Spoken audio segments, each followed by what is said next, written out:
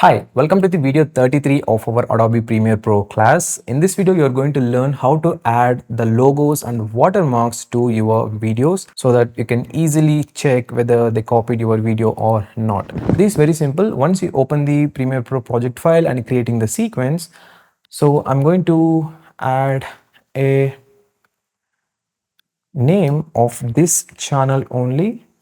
I'm making the fill as black color so that you can see it clearly.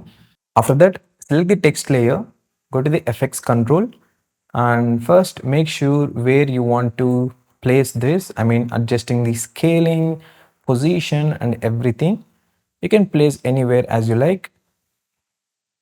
Some people keep it at the left side, some at the right side, some top, some bottom, left corner, right corner, anywhere as you like. Even you can change the position as well once the video is like moving. I keep it here. After that, there are two ways to make anything as a watermark. First option is you can decrease the opacity.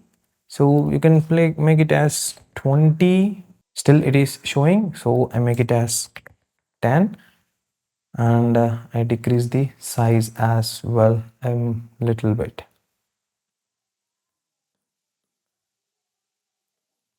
With the help of the opacity slider, you can increase the opacity and change it.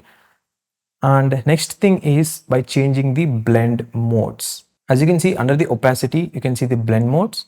From here, you can choose soft light, overlay, difference, and many more are there.